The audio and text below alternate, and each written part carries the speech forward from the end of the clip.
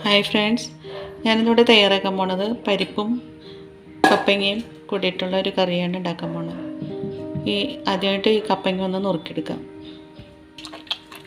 ആദ്യമായിട്ട് ഈ പരിപ്പ് ഒന്ന് അടുപ്പത്ത് വെച്ച് വേവിച്ചെടുക്കാം.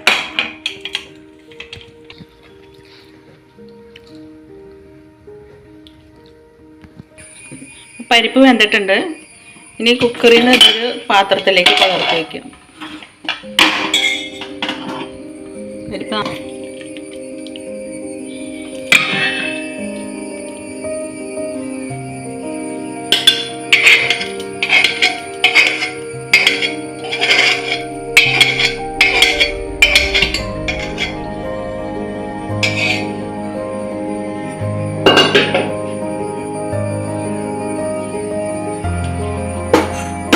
പരിപ്പ് അടുപ്പത്ത് വെച്ചിട്ട് ഇതിലേക്ക് കഴുകി വെച്ചിരിക്കുന്ന കപ്പങ്ങ ഇതിലേക്ക് ചേർത്ത് കൊടുക്കാം.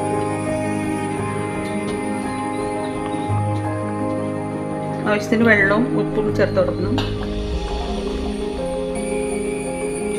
ഒരു 2 കപ്പ് വെള്ളം ഇതിലേക്ക് ഞാൻ ഒഴിച്ചു കൊടുത്തു.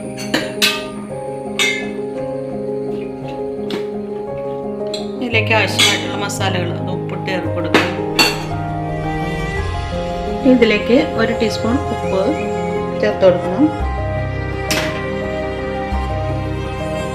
മഞ്ഞൾപ്പൊടി 1 ടീസ്പൂൺ, മുളക് പൊടി എരിവ് പാകത്തിന് അതിനൊരു 3/4 ടീസ്പൂൺ മുളക് പൊടി ഇട്ട് കൊടുക്കുന്നുണ്ട്.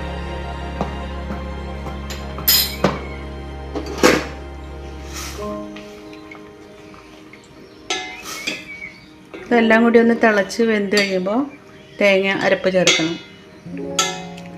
ആദ്യം ഇതൊന്ന് വേവട്ടെ. പരിപ്പും കപ്പങ്ങ വെന്തിട്ടുണ്ട്. ഇനി ഇതിലേക്ക് ആവശ്യമായിട്ടുള്ള പുളി പിഴിഞ്ഞ വെള്ളം ഒഴിച്ചു കൊടുക്കണം.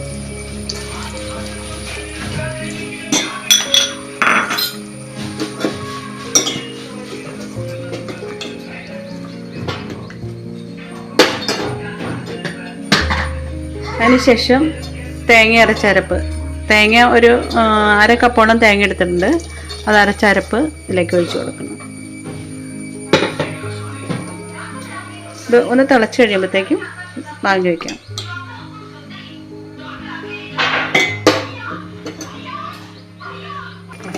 ഇതിപ്പോൾ വെന്തിട്ടുണ്ട്. ഇനി ഇതൊന്ന് വാങ്ങി വയ്ക്കാം. ഇതിനകത്തേക്ക് കടുക് വറുത്ത് കൊടുക്കാം.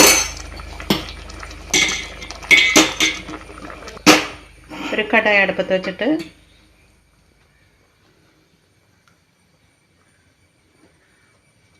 ഇതിലേക്ക് 1 ടീസ്പൂൺ വെളിച്ചെണ്ണ ഒഴിച്ചു കൊടുക്കാം.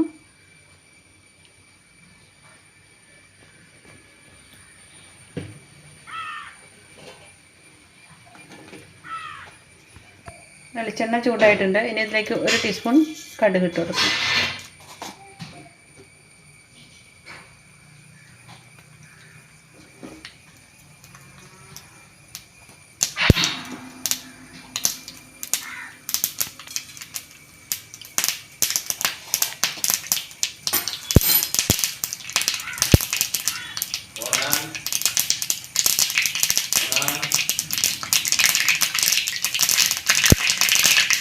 കടുക് പൊട്ടി വരുമ്പോൾ ഇതിലേക്ക് പച്ചമുളക് മുറിച്ചിട്ട് ഇട്ട് കൊടുക്കണം.